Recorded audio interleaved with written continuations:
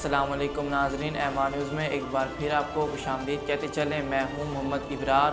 سب سے پہلے news head lines.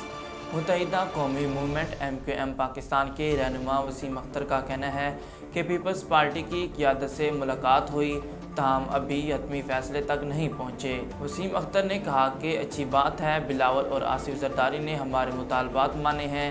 MQM کے سینئر رہنما وسیم اختر نے کہا کہ مسائل حل کرنے کے لیے بظاہر ہماری نظریں اپوزیشن کی طرف ہیں، اپوزیشن تحریری طور پر گارنٹی دے۔ ان کا کہنا تھا کہ چاہے وزیر اعظم ہوں یا کابینہ، حکومت کی پریشانی نظر آ رہی ہے۔ امریکہ میں دنیا بھر کے توانائی کے شعبے میں ہیکنگ کے الزام میں 4 روسی ایجنٹس پر فرد جرم عائد کر دی گئی۔ فرانسیسی خبر رساں ایجنسی AFP کے مطابق امریکی محکمہ انصاف کا کہنا ہے کہ 4 روسی ہیکرز نے 2012 سے 2018 تک 135 ملکوں کے ہزاروں کمپیوٹرز اور سینکڑوں توانائی کی کمپنیوں کو نشانہ بنایا۔ امریکی محکمہ انصاف کے مطابق ہیکرز نے ریاست کنساس میں نیوکلیئر پاور فیسلٹی کو بھی نشانہ بنایا تھا۔ وفاقی پروسیکیوٹر نے الزام لگایا کہ روس کی وزارت دفاع سے وابستہ ایک ملازم نے کمپیوٹر سسٹم میں بیک ڈورز نصب کیے اور میل ویئر کو داخل کیا، جس کا مقصد توانائی کی سہولیات کی حفاظت کو نقصان پہنچانا تھا۔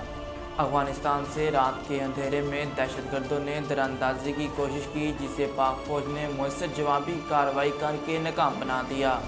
پاک فوج کے شعبۂ تعلقات IMSPR کے مطابق بدھ کی رات افغانستان سے دہشت گردوں نے شمالی وزیرستان کے علاقے حسن خیل میں دراندازی کی کوشش کی، تاہم پاک فوج کی مؤثر جوابی کارروائی پر دہشت گرد واپس فرار ہو گئے۔ ISPR کا کہنا ہے کہ دہشت گردوں کو بھاری جانی نقصان پہنچایا، تاہم فائرنگ کے تبادلے میں پاک فوج کے 4 سپاہیوں نے جام شہادت نوش کیا۔ ISPR کے مطابق شہداء میں لانس حوالدار اور جاہت عالم سپاہی ساجد عنایت، مقبول حیات اور ساجد علی شامل ہیں۔ قومی اسمبلی کا اہم اجلاس آج دن 11 بجے اسپیکر اسد کیسر کی سربراہی میں شروع ہوگا۔